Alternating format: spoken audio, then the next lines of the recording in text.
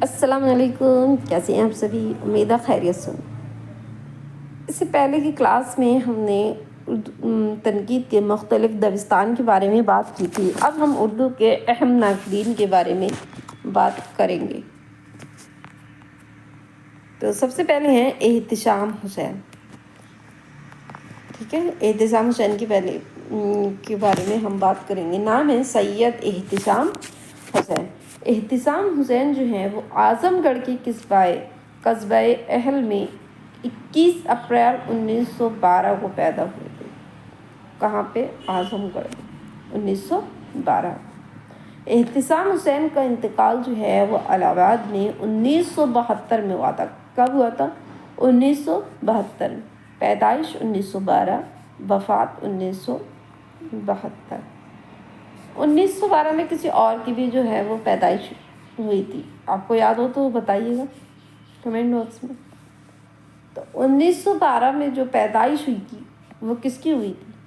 تو سعادت حسن منٹو کی پیدائش جو ہوئی تھی، منٹو کی، ٹھیک ہے۔ اور معین احسن جذبی کی بھی شاید جو پیدائش ہے وہ مجھے یاد آ رہا ہے، شاید 1912 ان کی بھی ہے، اور 2005 انہوں نے ان کا انتقال ہوا تھا۔ اور جو منٹو کا ہے وہ 1955 میں انتقال ہوا تھا۔ شاید ایک کسی اور کی بھی ہے 1912، ابھی مجھے یاد نہیں آ رہا، لیکن ان دو کی تو مجھے یاد آ رہا، یہ احتشام حسین اور منٹو، اور پھر شاید معین احسن جذبی کی بھی ہے 1912 کی۔ اور ان کا جو انتقال وہ کہاں ہوا تھا؟ الہ آباد میں 1972 میں، ٹھیک ہے۔ احتشام حسین نے اعظم گڑھ اور الہ آباد میں جو ہے وہ تعلیم پائی تھی۔ احتشام حسین کا بحیثیت لیکچر تقرر لکھنؤ یونیورسٹی کے شعبہ اردو فارسی میں 1936 میں ہوا تھا۔ احتشام حسین الہ آباد یونیورسٹی کے شعبہ اردو میں پروفیسر کے عہدے پر 1961 میں فائز ہوئے تھے۔ احتشام حسین کی جو تصنیفی زندگی کا باقاعدہ آغاز 1932 کے قریب ہوا۔ احتشام حسین نے راک فیلر فاؤنڈیشن کی دعوت پر امریکہ کا سفر کیا تھا۔ کہاں کا؟ امریکہ کا۔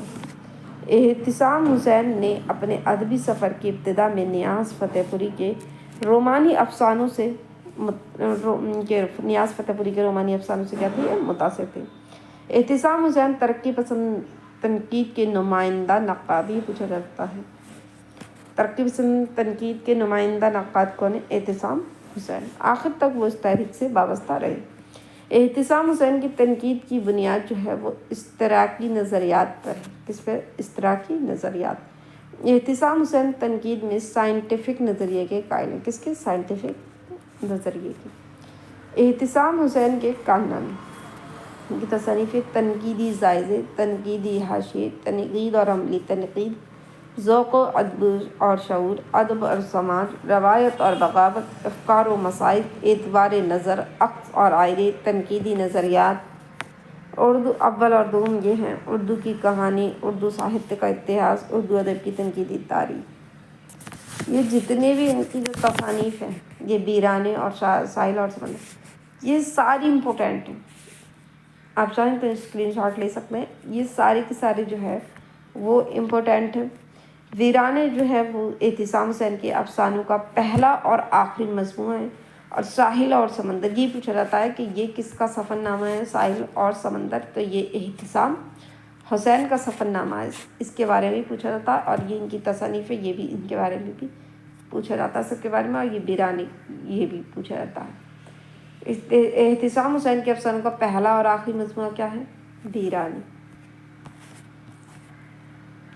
احتشام حسین کے جو اقبال ہیں ان کے بارے میں ہم بات کریں گے۔ ایک خیال کو جو کسی مادی تجربے پر مبنی ہو، شدت احساس کے ساتھ مخصوص فنی طریقہ اظہار کے ساتھ پیش کرنا شاعری کہلاتا ہے۔ یہ کس کا خیال ہے؟ احتشام حسین کا۔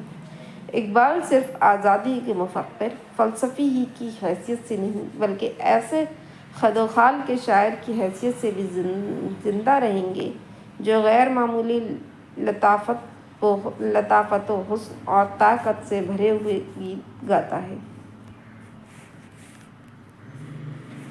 تنقید نگاری سے میرا مقصد ادب کی حقیقت و ماہیت پر غور کرنا، شاعر اور ادیب کو اس کی تخلیقی کاوش پر، نقاد کو اس صحیح شعور و ادراک پر داد دینا اور ادب اور زندگی کے تہذیبی رشتے میں دیکھنا ہے۔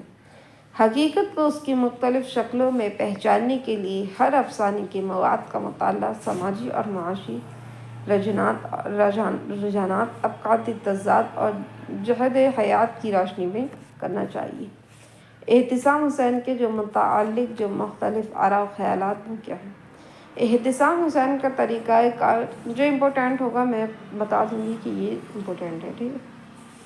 احتسام صاحب کا طریقہ کار یہ ہے کہ وہ اعلیٰ و اوسط شاعر اور متشاعر، ادیب اور خطیب سب کے ساتھ ایک ہی قسم کا خلوص برتتے ہیں، کیونکہ اس کے پاس صرف ایک کسوٹی ہے اور وہ ہے سماجی یا سیاسی نقطۂ نظر۔ یہ کس کا قول ہے؟ خلیل الرحمن قاسمی کا۔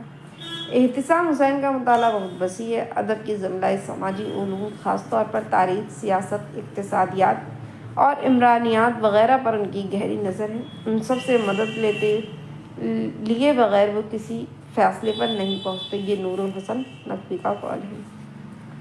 پچھلے 45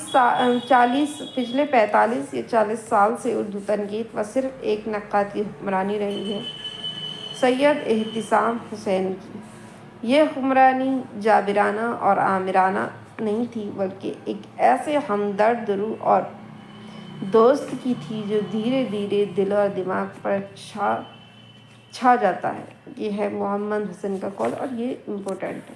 یہ میں نے کسی کوشچن میں یہ دیکھا ہے کسی ایگزام کے کہ پچھلے 45 یا 40 سال سے اردو تنقید پر صرف ایک نقاد کی حکمرانی رہی ہے، سید احتسام حسین کا۔ یہ حکمرانی جابرانہ اور آمرانہ نہیں تھی، بلکہ ایک ایسے ہمدرد اور دوست کی تھی جو دھیرے دھیرے دل اور دماغ پر چھا جاتا ہے۔ محمد حسن۔ جب احتسام حسین اس طرز میں لکھتے ہیں تو ایسا معلوم ہوتا ہے کوئی ہاتھی خوش فالیاں کر رہا ہو۔ یہ کلیم الدین احمد کا قول ہے، اس کو بھی یاد رکھ سکتے ہیں۔ اب ہم پڑھیں گے کلیم الدین احمد کے بارے میں۔ نام ہے کلیم الدین احمد۔ کلیم الدین احمد جو ہے وہ 1908 میں پٹنہ میں پیدا ہوئے تھے۔ اب کلیم الدین احمد کا انتقال جو ہے وہ 1983 میں ہوتا ہے۔ ابھی جو ہے احتسام حسین کی بات کی تھی، ان کی جو پیدائش 1912 اعظم گڑھ میں، 1972 میں الہ آباد میں ان کی وفات ہوئی تھی۔ 1912 سے 1972، ان کی کیا ہے 1908 سے 1983، ٹھیک ہے، یاد رکھیں گے۔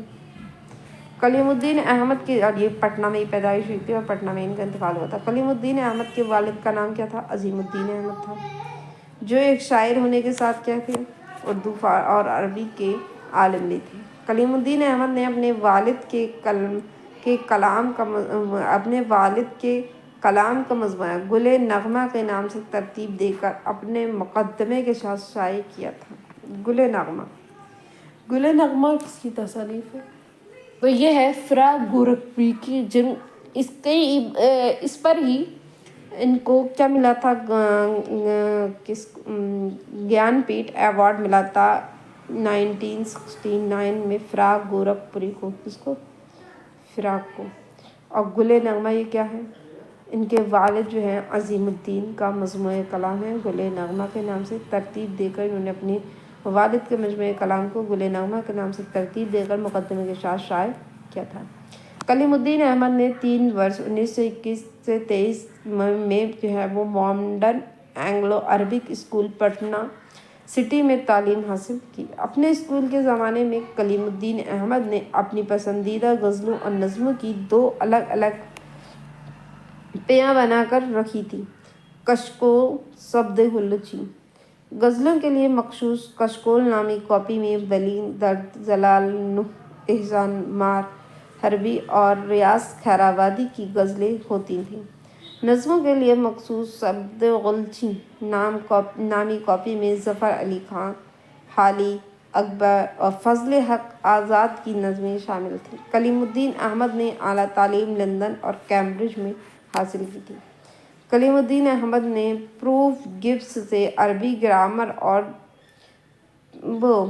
کلیم الدین احمد نے پروفیسر جباس سے عربی اور گرامر اور پروفیسر گلیومی سے جو ہے وہ الفخری پڑھا تھا۔ کلیم الدین احمد نے جو ہے وہ کیمبرج میں FRLUS سے براہ راست تربیت حاصل کی تھی اور انہی کی زیر تربیت عملی تنقید میں دسترس حاصل کی تھی۔ کلیم الدین احمد کی جو تنقید میں لیوس کا جو ہے واضح اثر نظر آتا ہے۔ کلیم الدین احمد نے لکھا ہے کہ ڈاکٹر لیوس نے مجھے نقاد بنایا۔ کس نے؟ ڈاکٹر لیوس نے۔ کلیم الدین احمد کی پہچان متنازع نقاد کی حیثیت سے بھی ہے۔ یہ پوچھا جاتا ہے کہ کلیم الدین کی اس میں سے کون سا متنازع نقاد کی حیثیت رکھتا ہے، تو وہ ہیں کلیم الدین احمد۔ وقال نور الحسن نقوی، کلیم الدین احمد نے تنقید کے میدان میں قدم رکھا تو اردو دنیا میں زلزلہ سا آ گیا۔ یہی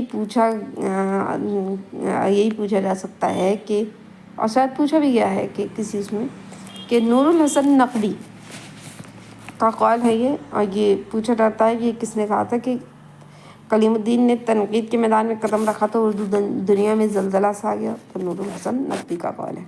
وقال نور الحسن نقوی، کلیم الدین کی تنقید یک رخی ہے، وہ اپنے ادب کو انگریزی ادب کے ہم پلہ دیکھنے کی خواہش مند ہے۔ وقال تنقید نگار کلیم الدین احمد ایوان ادب میں اس طرح داخل ہوئے جیسے کوئی مست ہاتھی شیشہ گر کی دکان میں گھس جائے۔ اب کلیم الدین احمد کے کارنامے اپنی تلاش میں، یہ ویری امپورٹنٹ ہے۔ اپنی تلاش میں پوچھا جاتا ہے کس کی خود نوشت ہے، تو اپنی تلاش میں جو ہے وہ کلیم الدین احمد کی خود نوشت ہے۔ Psychoanalysis and literary criticism, اس کتاب کے علاوہ کلیم الدین کی تمام کتابیں اردو میں ہیں۔ تنقیدی تصانیف، اردو شاعری پر ایک نظر، اردو تنقید پر ایک نظر، یہ 1940 میں، یہ 1942 میں، نظر عملی تنقید سخنائے گفتنی، یہ 1955 میں ہے سخنائے گفتنی۔ اقبال ایک مطالعہ، انیس ایک شاعر، قدیم مغربی تنقید، اردو زبان اور فن داستان گوئی، تنقید کی بھول بھلیا، ادبی تنقید کے اصول، میری تنقید ایک بازی، یہ ساری کی ساری جو ہیں ویری امپورٹنٹ ہیں۔ بیویاں نہیں تھی، ان کو سب کو یاد رکھنا۔ کلیم الدین احمد کے جو قول ہیں وہ کلیم الدین احمد نے، اس کا بھی چاہیں تو آپ اسکرین شاٹ لے سکتے ہیں، ٹھیک ہے۔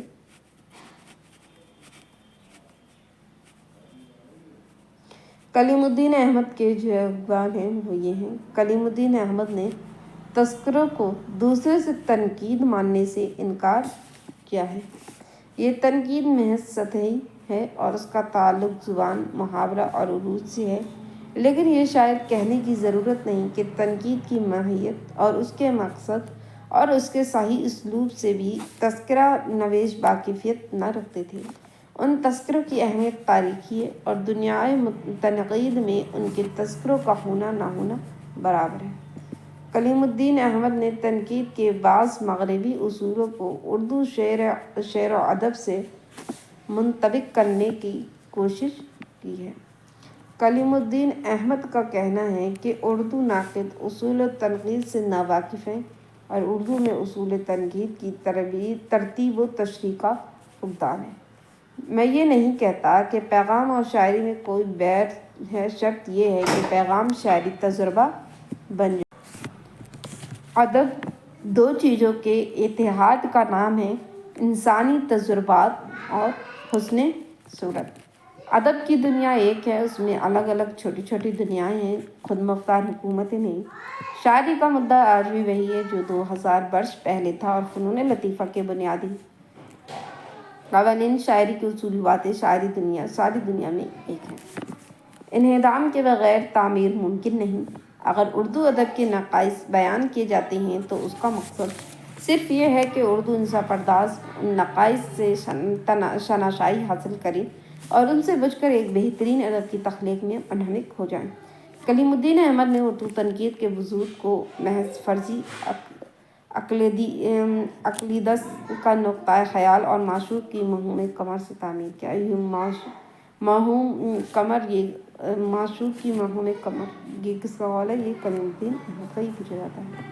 कलीमुद्दीन अहमद ने मसनवी को बेलुत्फ किस्सा, मरसिए को गैर हकीकी माहौल का तर्जुमान, कसीदे को लफाजी और गज़ल को नीम बहजी शनफ़ शकल, ये नीम बहजी शनफ़ शकल, ये वाला भी कॉल पूछा जाता है कलीमुद्दीन अहमद का। गालिब एक मुब्तज़िल शरीफ शायरी यानी गज़ल पर लिखते रहे, इसलिए शायर की हैसियत से इनका मुकाबला दांते शेक्सपियर से करना अपनी कम फहमी का सबूत पेश करना है। फिर गालिब में वो शायराना औसाफ नहीं जो दांते शेक्सपियर में पाए जाते हैं। उर्दू तनकीद का हाल मुशायरों जैसा है। मुशायरों में शेरों की शेरियात या अदम शेरियात की बिना पर तारीफ़ या मजम्मत नहीं होती। तारीफ़ और मजम्मत दोनों का सबब गैर मुताल्लिक है। यही हाल तनकीद का भी यही पूछा जाता है, याद रखना, ठीक है, कि उर्दू तनकीद का हाल मुशायरों जैसा है। कलीमुद्दीन अहमद के मुताल्लिक़ मुख्तलिफ़ आरा व ख़यालात। बाज़ लोगों ने कलीमुद्दीन को मग़रिब परस्त और मग़रिब नवाज़ बताया है। उन्हें महज मग़रिब का अंधा मुक़ल्लिद और मार्कसी तनकीद का कट्टर मुखालिफ कहकर टाला नहीं जा सकता। उनकी इंतहा पसंदी से चलने के बजाय उनकी संजीदगी से मुताला करना चाहिए। आलम सरूर का वाले कलीमुद्दीन अहमद हमारी चोटी के नक्कादों में से हैं। मैं उन्हें एक बहुत अहम नक्काद ही नहीं, तनकीद का एक बहुत अच्छा मुअल्लिम ही समझता हूँ। नक्काद का सिर्फ बुतगिरी नहीं, बुत शिकनी भी है और कलीमुद्दीन अहमद ने बहुत से बुत तोड़े हैं। ये नक्काद का काम सिर्फ बुतगिरी नहीं है, बुत शिकनी भी है और कलीमुद्दीन अहमद ने बहुत से बुत तोड़े हैं। ये आलम सरूर का ये भी पूछा जाता है, ठीक है। कलीमुद्दीन अहमद की तनकीद हमारे ज़हनी आफाक को वसी करती है, हमें तरफदारी के बजाय फहमी के अदाब सिखाती है। आलम सरूर का वाले वो वही कहते थे जो उन्हें कहना था और उसी सदोमत से कहते थे जो उनका शेवा था। दरअसल वो कभी उस नियत से हमलावर नहीं होते थे कि मैदान उनके हाथ आ जाए। महमूद लाई का ये कॉल है, ठीक है। इस वीडियो में इतना ही। नेक्स्ट वीडियो में हम जो है आल अहमद सुरूर के बारे में और फ़ारूकी के बारे में बात करेंगे। किसके? आल अहमद सुरूर और शमसुर रहमान फ़ारूकी के बारे में बात करेंगे, ठीक है। लेकिन अब अभी हमने जो पढ़ा उसको क्या कहते हैं, किसको पढ़ा था हमने? तो एहतिशाम हुसैन के बारे में, जिनकी जो पैदाइश कब हुई है 1912 में और उनकी जो वफ़ात हुई है वो 1972 में हुई है। और जो अभी हमने पढ़ा कलीमुद्दीन अहमद, कलीमुद्दीन की पैदाइश कब हुई है? तो 1908 में, कहाँ? पटना में। और इनकी जो वफ़ात हुई वो कहाँ हुई है? तो 1983 पटना में ही इनकी वफ़ात हुई है। 1912 में इनकी कहाँ हुई थी? तो आज़मगढ़ में, और वफ़ात जो है वो इलाहाबाद में हुई थी, ठीक है। अब हम आल अहमद सुरूर के बारे में, ये ज़्यादातर लोगों को जो है वो प्रॉब्लम सने वफ़ात और सने पैदाइश याद रखने में मुश्किल थी, इसीलिए ये मैंने रिपीट कर दी, ठीक है। तो तब तक के लिए खुदा हाफिज़, मिलते हैं नेक्स्ट वीडियो में।